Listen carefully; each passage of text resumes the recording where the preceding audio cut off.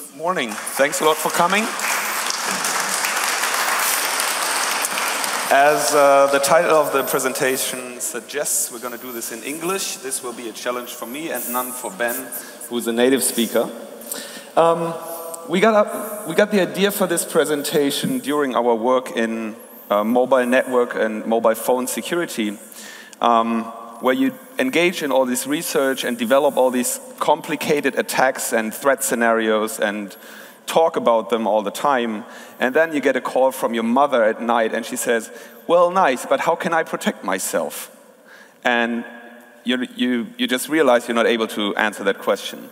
So we thought about the measures that users can take to protect themselves against at least the most prominent threat scenarios. We want to introduce those and show you how you can protect yourselves.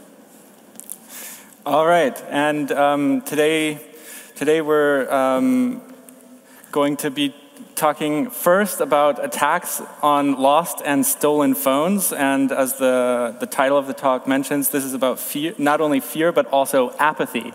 So first, I want to convince you to not be so apathetic about the security of the data on your phones, but I also do want to relieve unfounded fears. So first, let's think about what kind of data is actually stored on my iPhone, for example. This is just one page of apps, and it has apps on there that if a thief had access to them, would give him immediate access to all of my email, all of my messaging accounts, my cloud storage. I use Dropbox. My photos also contain geo-tagging information, so they could see where those photos were taken and figure out where I live, or where even my secret girlfriend lives, because I took photos at her house as well. My calendars, my social networks, all my friends, all my contacts, their birth dates, locally stored documents on the phone, and that's just immediate access. The phone also gives a potential attacker the means to escalate his privileges. So he can have SMS sent to the phone that will allow him to gain access to other online accounts that he realizes I have by looking at the phone. I have an authentication token program on there that will give him the second factor that he needs to get into other accounts. And he also, of course, has my SIM card, so he can send SMS and receive SMS and also make phone calls and create huge social engineering attacks, which I'll try to demonstrate in a little minute. So even though we have all of this on our phones, it turns out that most users don't protect their phones at all. Most people don't have a PIN. This graph was made from data from June 2013 by Consumer Reports that usually do a good job getting data, but it is, of course, biased towards the US crowd. I hope this audience does have a PIN already. But if this were an American audience, there would be a 64% chance that you don't have a PIN. There's a 23% chance that you have a 4-digit PIN. I'll go into that in a little bit more detail in a minute. And there's only 13% of you that have something other than a PIN. So for a lot of Android users, that's the swipe pattern that you see on the screen. Some versions of Android have face recognition. Newer phones have Fingerprint.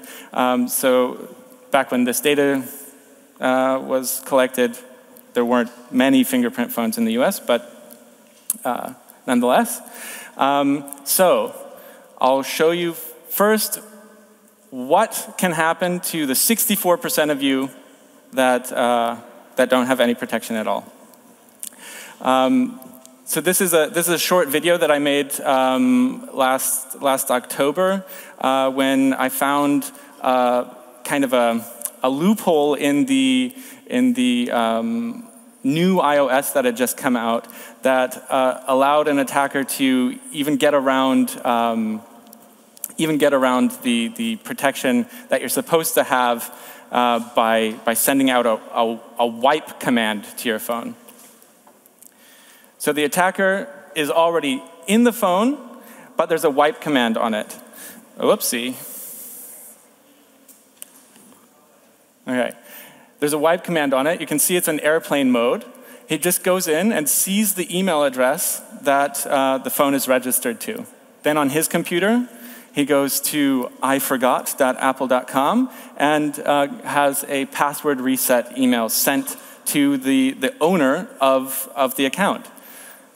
Because he has the phone, he can just connect it to Wi-Fi for just a second and wait until he hears a ping. In a minute, you would hear a ping if there were one. The attacker hears a ping and turns off Wi-Fi. The ping means that the password reset token just arrived. He goes into the email account. How to reset your Apple ID and password. Here we go. So there's a wipe command on the phone. The owner who lost the phone on the subway or was mugged and had it stolen immediately sent a wipe command, but it doesn't matter. He just turned on airplane mode or took the SIM card out or did any number of other things to keep the wipe command from coming, but email gets retrieved first. So he just waits a couple of seconds. So point being, even the protection mechanisms that are in place aren't enough unless you protect your data. Now let's talk about 4-digit pins. This is the responsible 23% compared to the 64% that have nothing. 4-digit pins were invented to protect 10-pound ATM withdrawals in the 60s. Now 10 pounds back in the 60s was a lot of money, but the pins were truly random. They weren't chosen by the users. They were limited to 3 attempts, and you weren't allowed to change the change the pins to make it say 1, 2, 3, 4, which is, of course, on the top of everyone's mind as the most obvious pin. And all of the password leaks agree. 1, 2, 3, 4 is the most common pin. In fact, it's 11% roughly. About 1 in 10 of you, if you were American or Korean or whoever had their data leaked, would have the pin 1, 2, 3, 4. Does anyone have that pin? No? If you see your pin on this list, change it now. This presentation, you can kind of play along. You can change things as we go along, hopefully, and feel a lot more secure when you leave. But also more conscious that there are a few dangers out there. So the top 10 pins represent 17%. So this data comes from Justin Engler's project. He put together other people's. Nick Barry's data's on the right. He put together a bunch of data from all over the place, real password leaks, and then kind of artificially stolen pins. But it's a pretty realistic estimate compared to previous estimates of what the most common pins are. Now, you see on there, 0000 is a very common one, as are repeated individual digits. But then there are some seemingly random ones. So for example, 2580. If you look at the keypad, it becomes pretty obvious that people are lazy, though. 2580 is straight down the middle. Now, 5683, that one's truly random. Why is it in the top 10? Well, if you ever watched the movie Hackers from 1992 starring Angelina Jolie, love is the most common password. And that spells L-O-V-E on the keypad. In Korea, I hear 1004 is the most common pin, or one of the most common pins, because Chonsa, anyone speak Korean? Means angel, and it also sounds like 1004. Now, So a 4-digit PIN should give an attacker a 0. So typing in 10 pins should give an attacker 0.1% chance of unlocking your phone. Turns out he has about a 1 in 5 chance. Now a 9-digit PIN should give an attacker about a 1 in 10 to the 6 chance.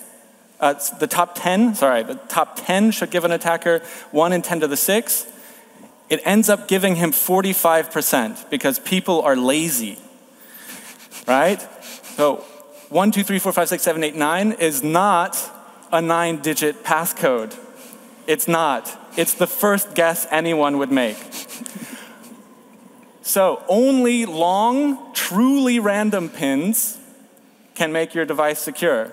And before you think that brute forcing a pin is something that no one would ever do, think about the time it would take. On Android, it would take me a maximum of 6 hours with default settings to have a 4 in 5 chance. So if I have 100 phones, I'll get into 80 of them within 6 hours.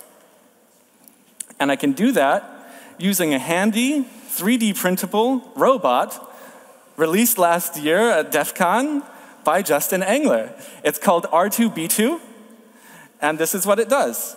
It goes through the list from top to bottom because that's the most efficient way.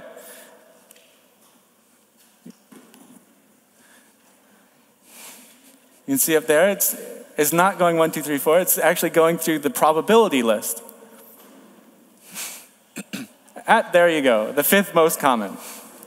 So a 4-digit PIN, if it's one of the ones that are more likely, is not good protection at all.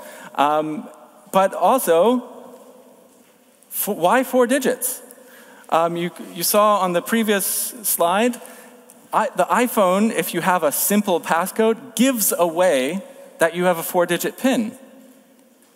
Why does anyone need to know that you have a 4-digit PIN? It could just say, enter your passcode, and you could enter whatever you like, but it gives away that you have a 4-digit PIN, so the brute forcers know exactly what to do.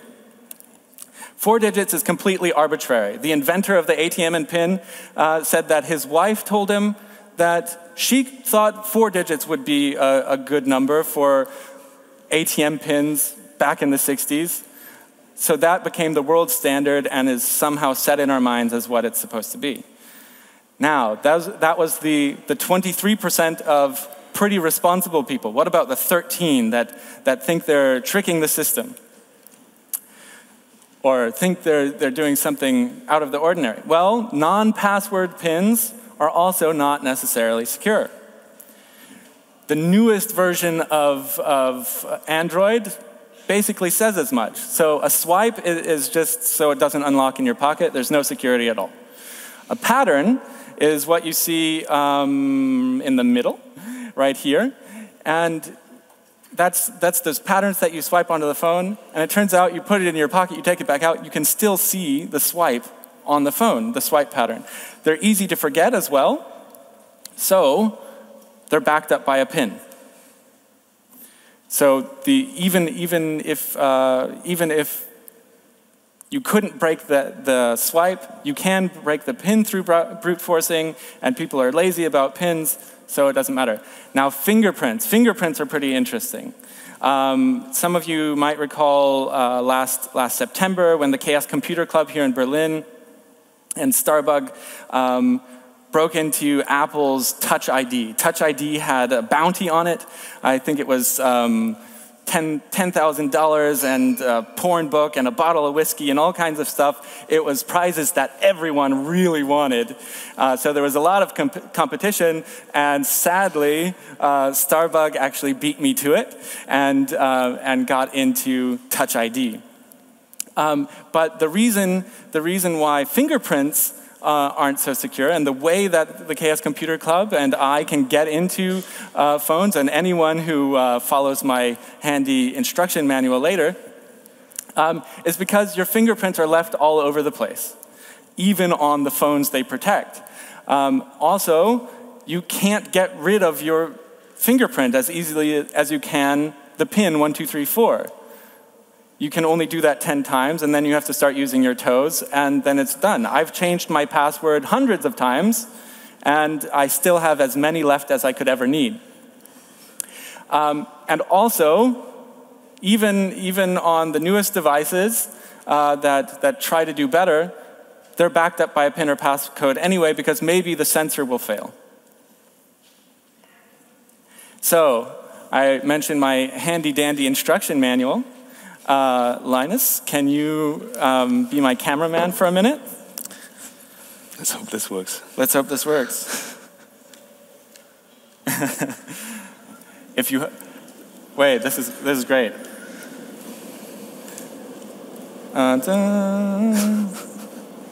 Okay. So Command F1, I hear. There we go. Done. Someone just tweeted, if you have one of these pins, change it now. Thanks. Okay. Come on. Haha. Okay. Is this going to work? Yes. Magic. All right.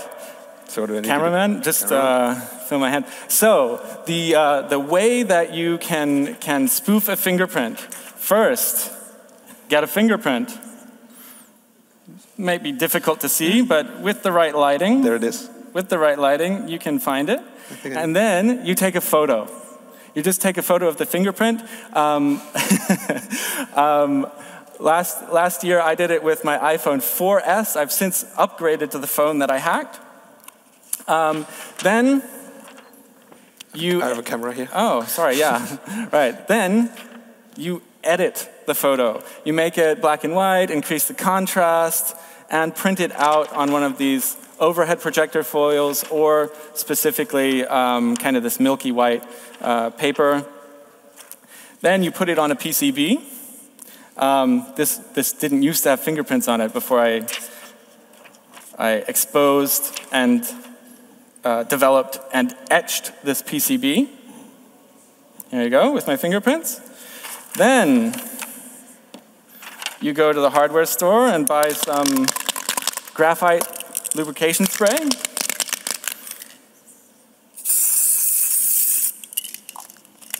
Let it dry.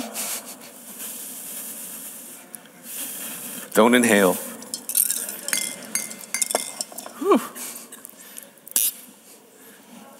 Wood glue.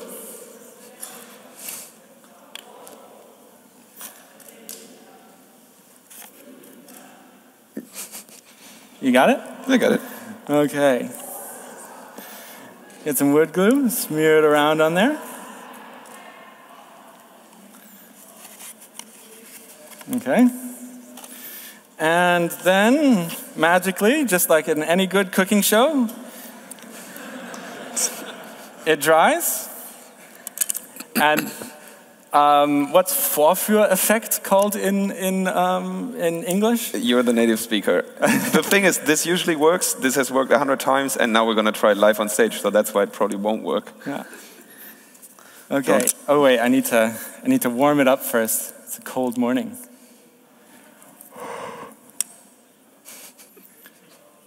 Wood glue is a non-Newtonian fluid for anyone who's interested. What does that mean? It means that, like silly putty, it can actually crack if it's, even though it should kind of be flexible. Okay, and then you peel it off. All right, the moment of truth. I took the fingerprint off of this phone. You can see the owner can get in with his finger. Moment of truth. Here we go. Ooh, it's ripped a little bit. Whew.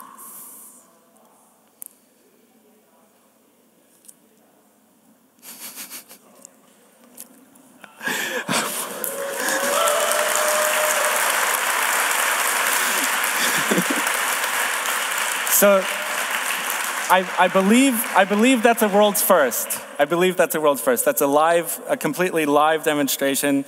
This, yeah, absolutely no cheating, not even a camera cut. It's brilliant. Just a bit of preparation. Yeah. All right. So, is this going to work? It worked. OK.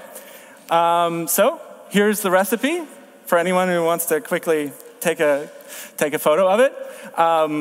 For anyone who's a fingerprint aficionado, yes, this is Starbucks fingerprint. I just went through the entire recipe with you, so I'll go to the next slide. So hopefully I've made you a little bit afraid. So hopefully I've instilled a little bit of fear about being apathetic. Now, what can you do to fix these security problems that everyone faces? So for one thing, you can limit the number of times that a thief can even try a PIN. Brute forcing doesn't work on an ATM because it's limited to 3 tries, and then the machine eats your card, and it's over. So this is online brute forcing that doesn't work. Limit your PIN to a set number of times, and ideally have the phone erase all of the data, destroy it. You have a backup anyway, right? Depending on who you work for, you might have a Microsoft Exchange account or something else. My phone has an Exchange account, which is why the button down there under Erase Data is a little bit hazy. I can't even turn that feature off. Another feature is Find My iPhone. In the video earlier, the thief was able to get around Find My iPhone and get around the remote wipe feature by sending a password reset email to himself, and he then was able to actually own the phone. He would have been able to sell it. But it's still a nice backup. Thieves are also stupid. So basically, not just cell phone users, but also cell phone thieves are lazy and stupid. So here for iPhone users, we have the exact instructions. This is only for iPhone because we figured that anyone who uses Android already knows how to use Bing. So another thing that you can do is turn on command and control, turn off the preview function in the control and notification center. So you just saw a PIN, actually a TAN, a transaction number, arrive on my phone. This is a real transaction number, and by playing around with that, I really got my account locked. Thank you.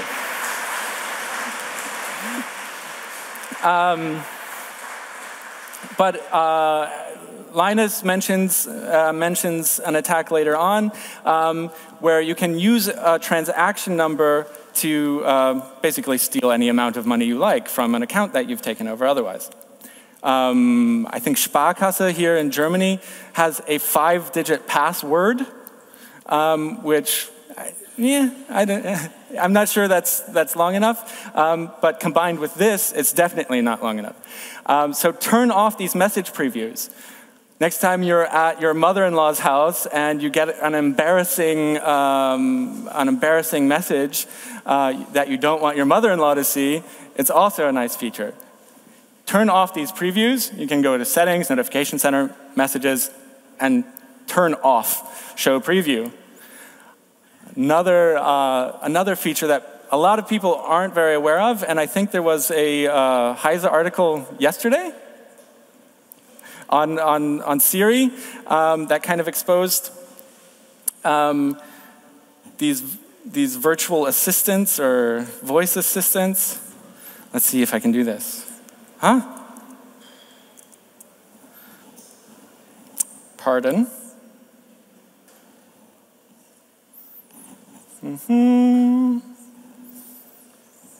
Okay, here we go. Ooh, Fotografiona is now following me. turn off these previews. So you can see it says slide to unlock, and there's no way that I could get into this because you can't even guess what my PIN is. Okay, cancel. So what do? I'm a thief. I find this phone on the subway. Who's my girlfriend?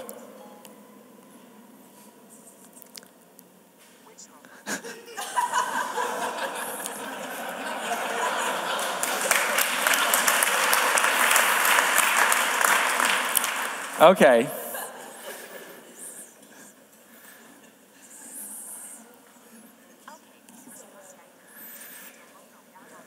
Okay, so here's the contact information for fakegirlfriend@gmail.com. Send a message to my girlfriend. Babe, I need help. Send me $1,000 by Western Union and send me the transaction number. Come on, internet. That worked.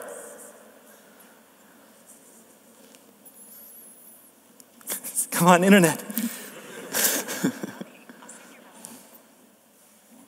Okay, I did that from a locked phone. I can do that to my mom, to my brother, to everyone. It doesn't need to be my voice.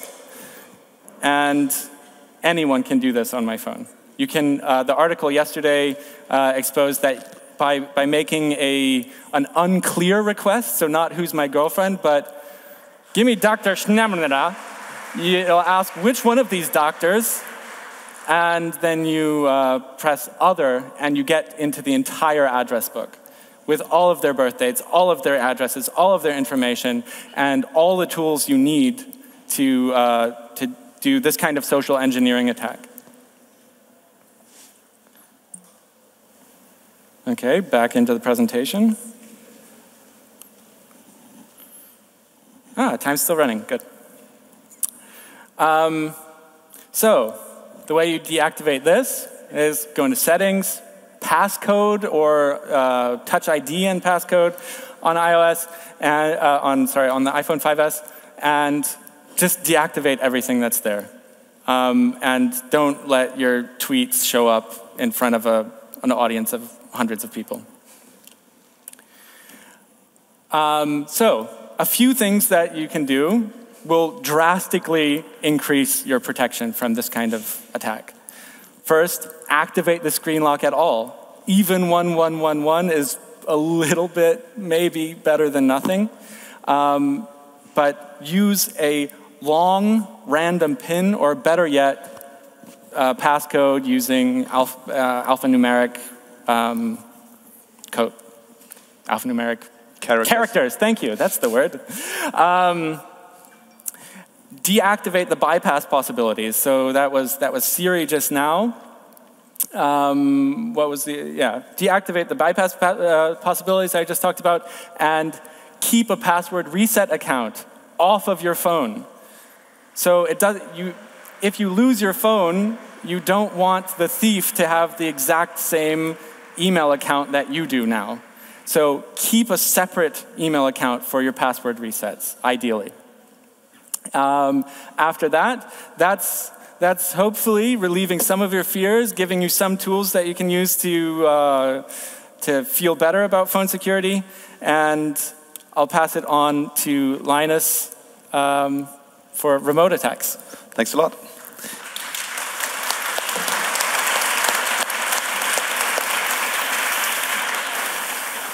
So remote attacks are, of course, one thing that everybody thinks about when they talk about smartphones, because you have this neat little device that has so many sensors and so many functionalities, and an open source operating system and lots of people that want to download software for it. So you really, really want to infect such a phone when you're an attacker.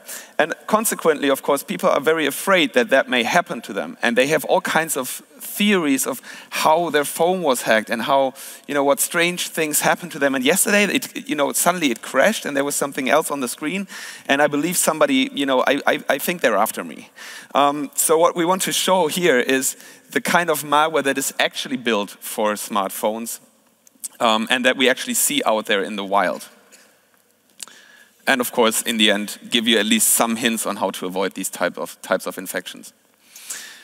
The number one type of malware, surprisingly, is targeting money, yet again, as attackers usually do. So this is a piece of malware that sends premium SMS. You may know this service. It's oftentimes advertised for donations. You know, you send an SMS with, I love all children now, to donate $10 to the Children Protection Foundation. And anybody can register such a number. Attackers can do too. So what you do is you just build a little piece of malware, put it out there in the wild, advertise it as a cracked application, which is quite easy for Android applications since they're built in a Java derivative. So you can actually merge infections into existing programs with just a reasonable effort. And then you just distribute this cracked application to users. Or oftentimes it's also found in these kind of useful tools, easy to program stuff that you find on markets, like, look at my little flashlight app. Isn't that a great idea? You can use your cell phone as a flashlight. Download this now, it's free. So you hide this in there. People willfully install your software. And then what you do is you have this piece of malware connect to the internet to find out where it's supposed to send premium SMS to, and it sends these SMS without alerting the user. Now, these premium SMS are then conveniently billed to your phone bill. And if you just keep it low and you don't get too greedy, or you satisfy your greed by infecting a lot of phones instead of sending hundreds of messages from one phone, chances are you go unnoticed for quite a while. So $1 or $5 from one account, likely nobody will notice. So this is one thing we see quite a lot out there. Recently there was a little variation of this where the attackers did not actually do this to get the money themselves, but to just save the money. So they were they were paying for other services, so paid content services on the internet that were targeting adults that were paid by these SMS, and you needed to send an SMS there, and then you received a token back that would give you access, and they were aiming for these tokens. So the malware was also stealing SMS from the users. Another thing we see, not as much as I thought we would see it, but still it's out there, is spy malware. So that's what people are afraid of, right? So your phone is infected by somebody that then, intercepts your short messages, keeps your call log, and may turn on the microphone remotely, those kinds of scary attacks that people would do on you. Turns out, doesn't seem to be the government that does it. It seems like it's your boyfriend that does it.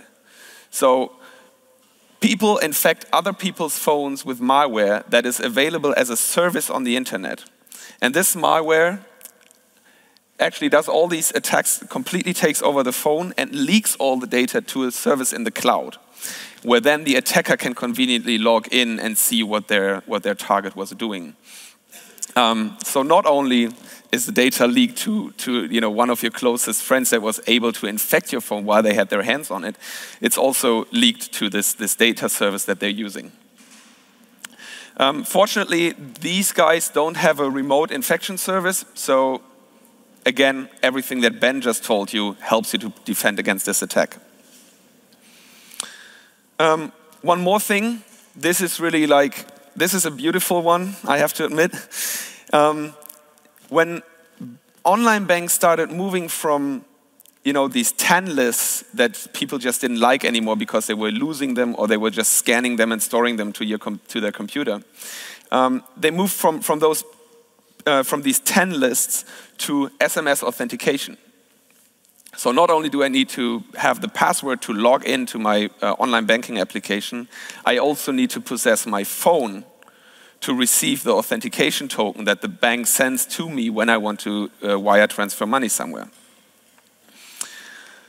So that, of course, kind of ruined the whole thing for attackers that wanted to, that used Trojans on computers to just sniff the banking credentials and then cut off the connection in the moment that you're typing in the 10, to steal the 10 and then make their own transaction. or different variations of this attack in a man-in-the-middle fashion. So banks move from sending SMS to the user that say, you want to transfer this amount to the following account number, and this is the authentication token. So this is actually an increase in security because the authentication token is then limited to this single transaction. And all the attackers that built malware to sniff online banking now needed to also move to the phone. So what they did was they added something to their malware that displays warnings to the user and says, your computer is fine, you're secure, but we worry about your smartphone. Why don't you download this little security edition from this website that we have here for you to make sure that your phone is secure as well? User does that and has an SMS Trojan on his phone that enables the attacker to selectively hide messages that the phone receives and instead forward them to the attacker. So the attacker has infected the computer, has the banking credentials, then tells the phone to, listen, there will be an SMS. Please don't display that to the user. Just forward the contents to my server so I can finish my banking transactions. So there's a few ways around it. As usual, try not to get your phone infected. If you can live with some less convenience, you may want to opt for one of those Flickr code readers. But of course, you can tell that they are definitely a drawback in terms of security.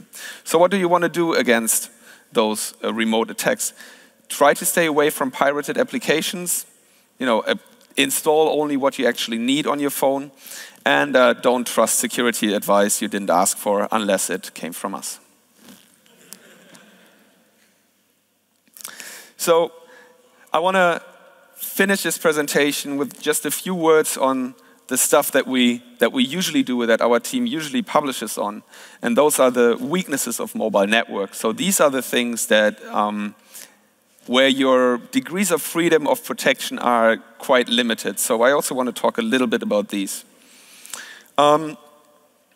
We generally categorize 3 types of attacks that mobile networks facilitate. The first and most obvious one is tracking of your location. The mobile network needs to know where you are so that it can make your phone ring. It's impossible for all mobile networks all around the world to send the signal, hey, there's a call for Linus at this moment, all over the world. So the mobile network knows roughly where I am, which is fine, and it's needed for the mobile network's operation. Unfortunately, some mobile networks tend to disclose this information to other parties in what is called the SS7 network, which is where mobile networks interconnect with other mobile networks. And this has led some people to create business models where they offer tracking services. So there are websites on the internet where you can type in a phone number and it will tell you where this person is at the moment. There are network operators that don't support these services, and you're probably well off to choose one of those if you want to be protected from those type of attacks. Intercept is, of course, the most famous attack on mobile phones, demonstrated, I guess, by now often enough by people of our team and people of other security teams, so that you read other people's SMS and while sniffing them from over the air. So there's nothing you have, there's just an antenna, nothing anybody can detect. You just sniff the transaction and decrypt it. I think a very convenient way and a cool way, in a sense, around this is to use end-to-end encryption applications. There are a lot out there. I'm not going to tell you which one to buy on the preferred Android or iOS market that you want to opt for. And I guess when you get to this point, this is where security often becomes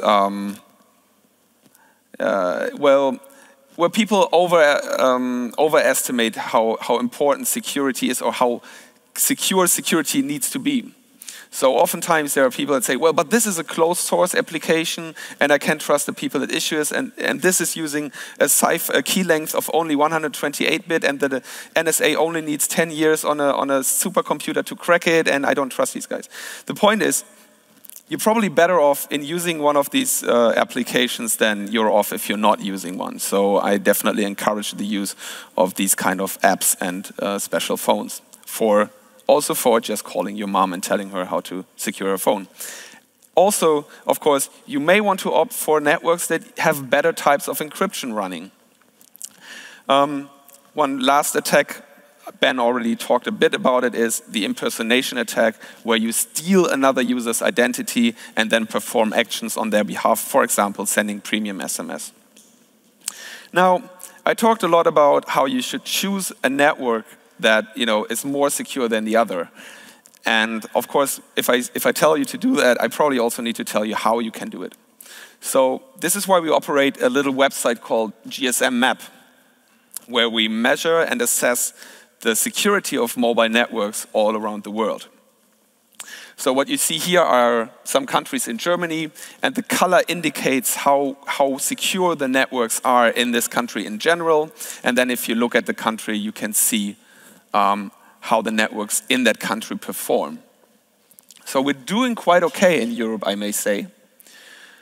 And this, for example, is the intercept protection in Germany. Needless to say, we've covered, I think, far more than 50 countries by now. I forgot to count them again. We do the risk analysis in the 3 dimensions that I just explained.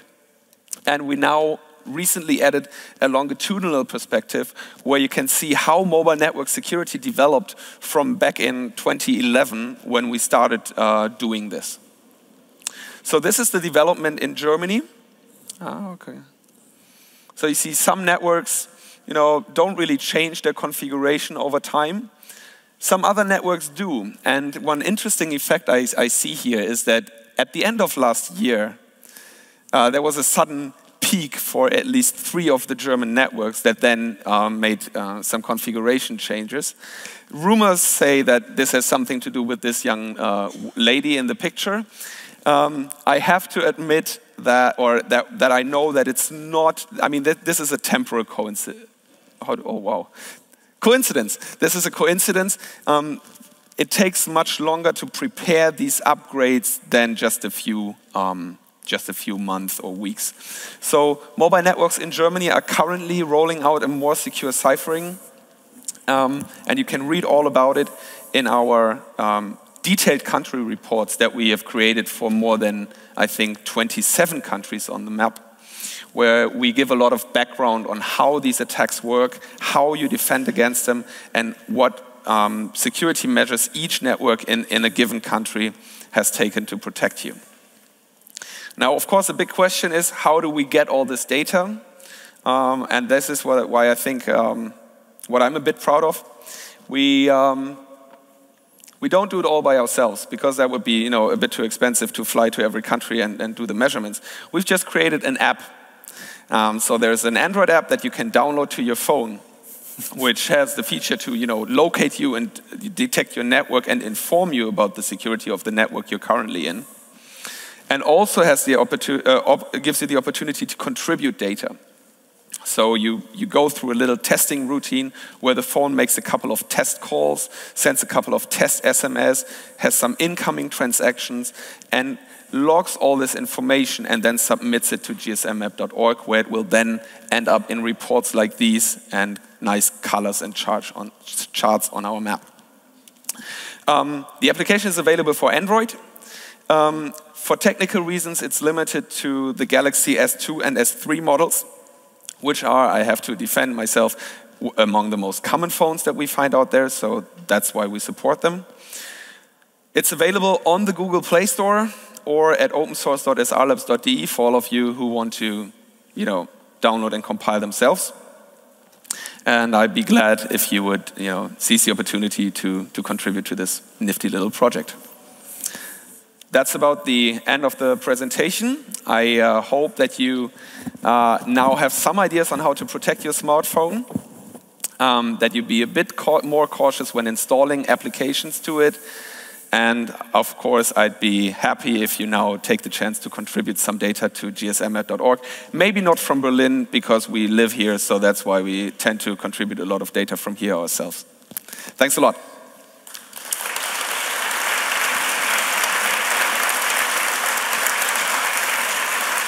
Questions? Oh, and of course, we're taking questions. That's why we finished 10 minutes early.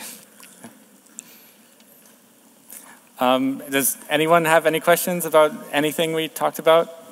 I think there's a microphone.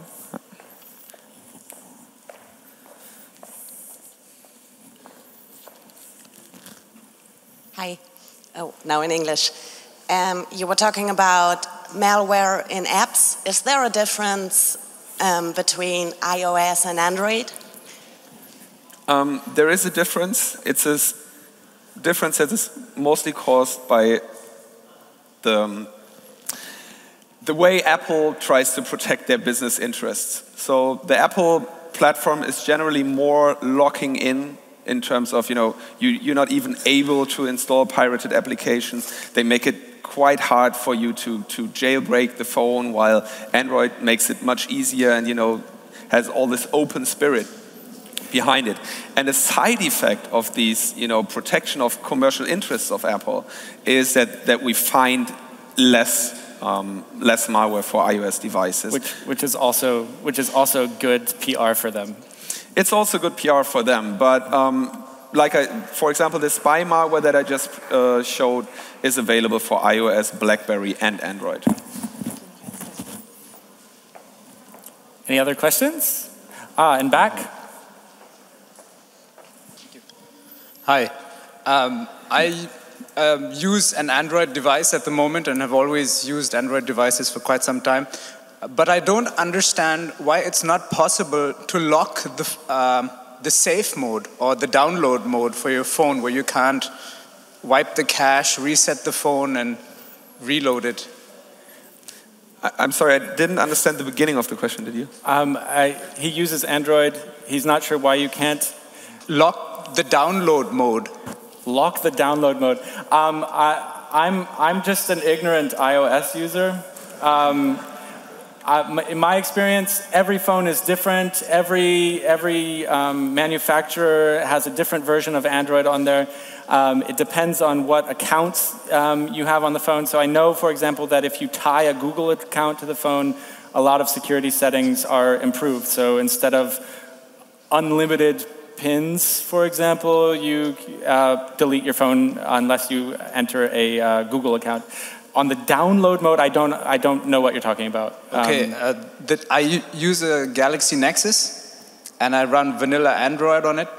And when you press all the 3 buttons when your phone is off, you come to this DOS-like mode where you can really wipe all the security that you've uploaded before and just restart your phone like brand new. So as soon as you've lost your phone and someone knows how to wipe it, it's gone. You can't track it anymore.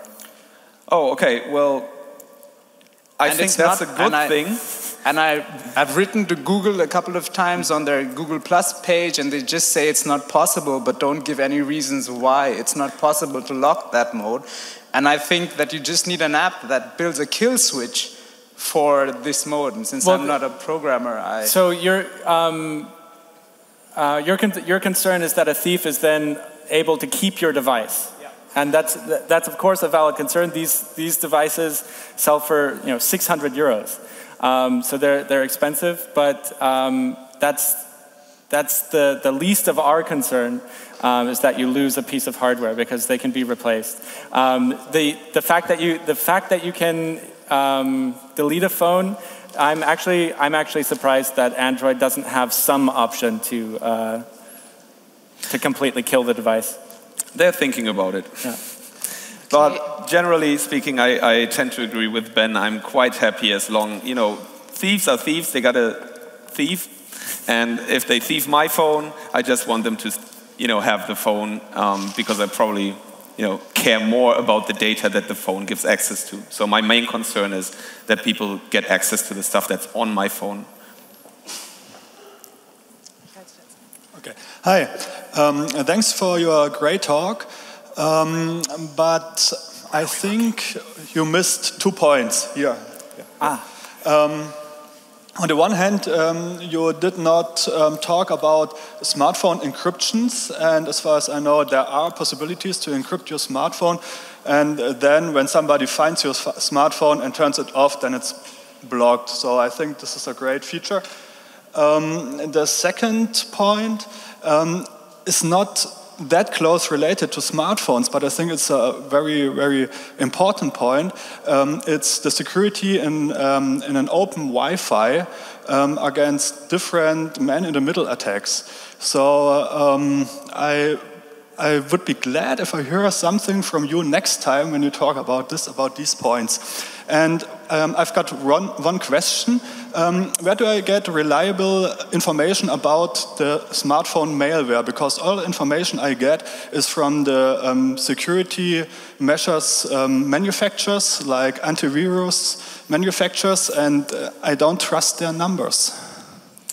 Okay, first, hardware or full disk encryption on smartphones is a great idea. It just didn't fit this presentation because it's a bit more complicated to set up and very specific to the device. Also, one of the settings that I recommended, the wipe feature, that actually automatically bundles in encryption on the newest version of iOS. Yeah. So wiping in this case is not done by deleting all 64 gigabytes of memory, but it's just by trashing the encryption key. Open Wi-Fi's, lots of presentations on those, I guess. And malware transparency. There are quite some projects out there that bundle malware that was found for phones. This is where we get most of the samples from that we analyze. And there are also projects like transparency projects operated by different users to create malware transparency. As I'm not sure whether the ones I know are still in a private beta phase or already in a public beta phase, I'll tell them, I tell you later and not on stage, okay? Great, thanks.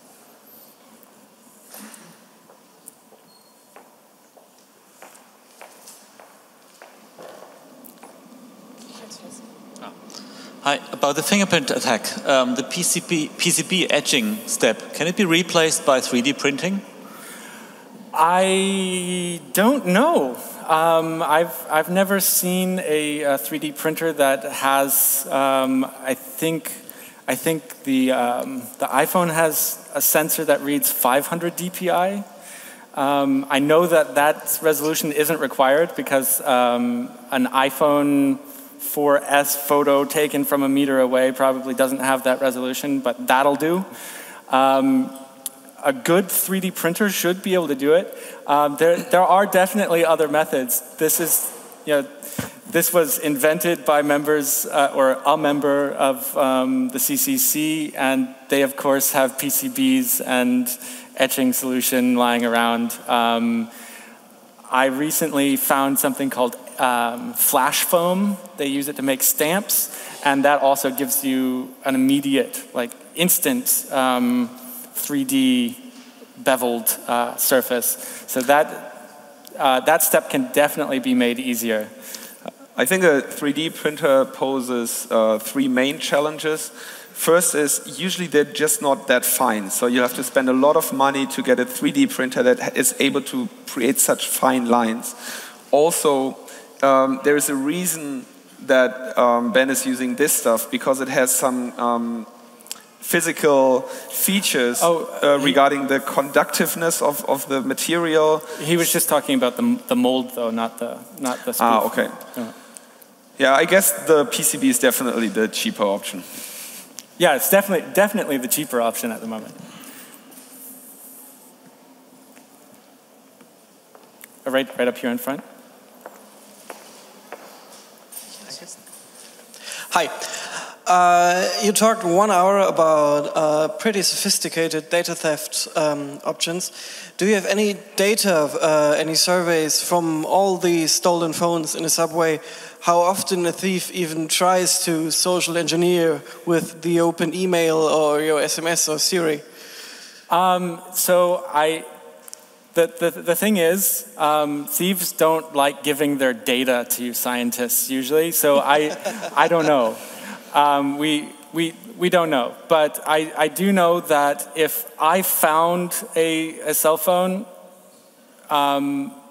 with no prior knowledge of the device, I would try a few things to get in, and if I needed money, then I would also be able to do it easily without any advanced computer skills. As you saw, I used wood glue, not... And a PCB. And a PC. Yeah, the PCB step you can actually outsource. You can order it online. Okay. Yeah. I don't know any specifics, but Linus, what were you? No, I was just trying to save your ass by saying that you would only access the phone to see whom it belongs to, so that you can inform the person that lost it. If I were a criminal, I forgot that key sentence. 0. Okay. All right, so we've just been given the boot, and the Oscar music is going to start playing. So we'd like to thank you all again for coming this early in the morning. Thanks for all of your good questions, and please contact us if you'd like to know more or have any more comments. Thanks very much.